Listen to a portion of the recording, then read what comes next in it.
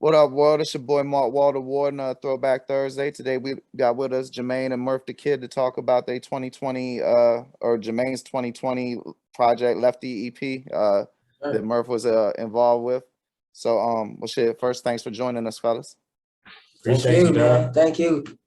So I mean, I guess let's start with this. Murph, what was your involvement with the project?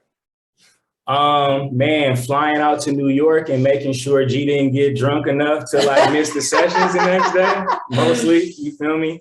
Yeah. But no, we co-wrote Lefty together. That was our first time like building a project, you know, from the ground up together. And it was a dope experience, bro. We had a lot of fun out there in New York, man. Shout out Indie Pop, shout out Sony ATV. Yes, sir. And shout out my brother Swag Did It, man. We had a blast, bro. Him and Corey Chorus, like, we really put some stuff together. So you feel me? That was a fun project. I mean, shit,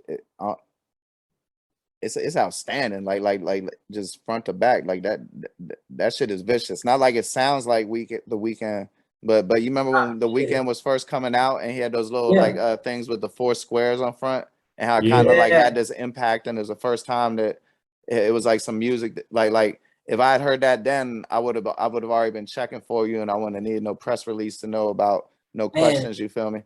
But, for sure. Where were you at in your life and career at the time?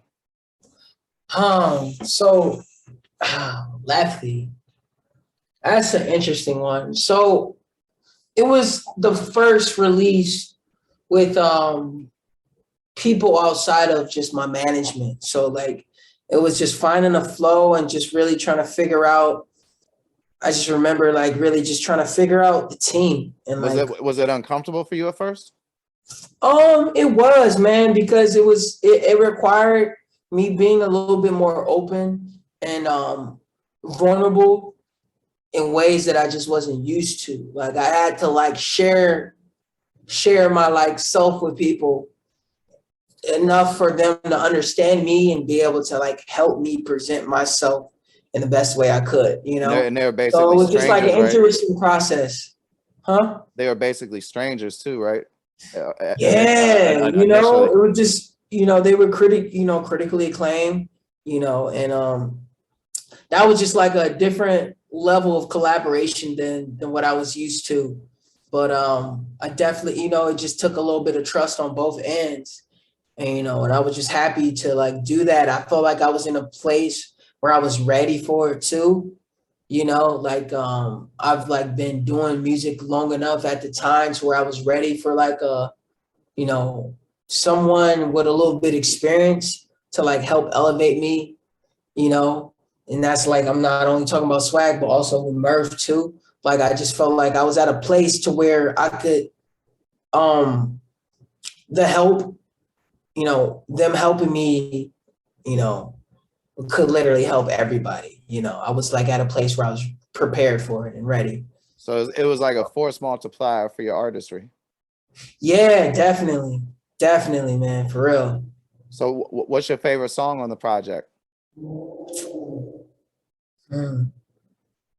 See, mine's kind of a cheat. I like that 10 Toes acapella video.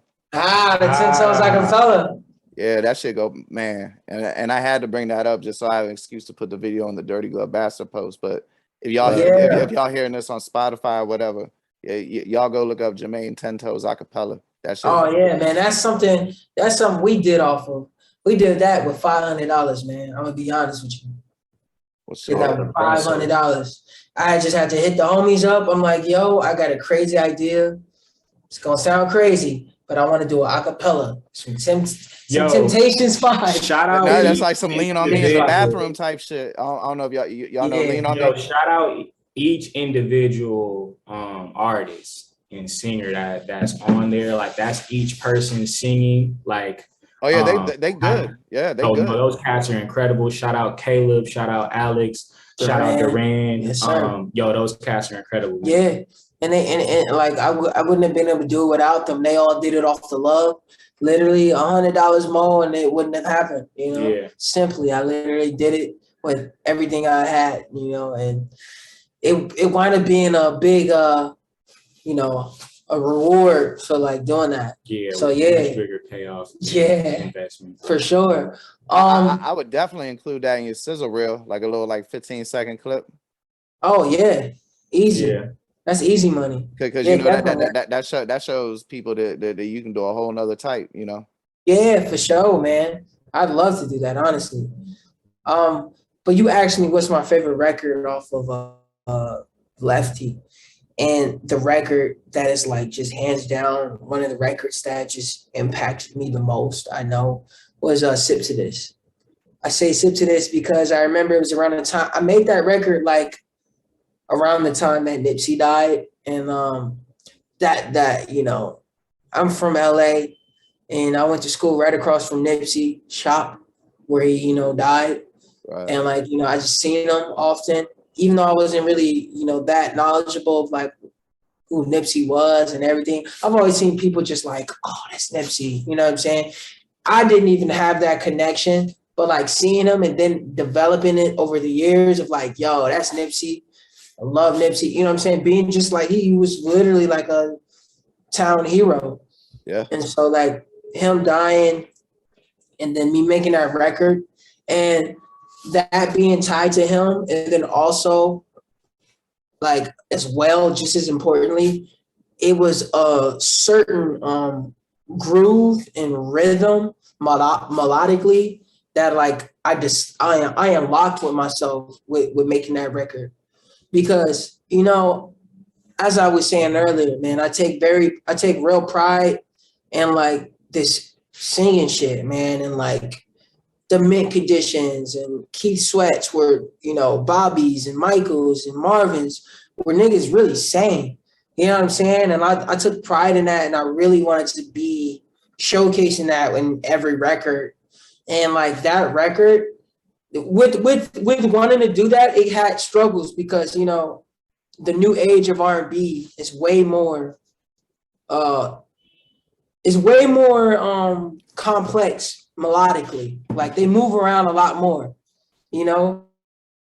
So that record really unlocked what I could do and what I'm capable of doing without compromising the core of what I wanted to do with music, of, you know, really singing. Like I felt like I was able to still sing, but still blend in what was going on in today. And so like that record is just like always, it's, you know, it was one of those identity records, you know, like it gave me a glimpse of what I could do in the future. So I just really appreciate that record, and I really you're like a motherfucking poet laureate of explaining music. like you got a gift for verbalizing that shit. Man, appreciate it. I'm not good at explaining anything, so that's great to hear. Maybe that's like your Rain Man shit. Drop some change on the ground, see if you know that shit. But man, you locked in. If that shit don't work out, you could definitely be a music journalist. Hey man, I love that. But that's irrelevant. I appreciate that. Hey, nah, that's irrelevant though, because Plan A definitely gonna work. You feel me? Oh, for sure. There is no Plan B, bro. No. But Plan B is work Plan A harder.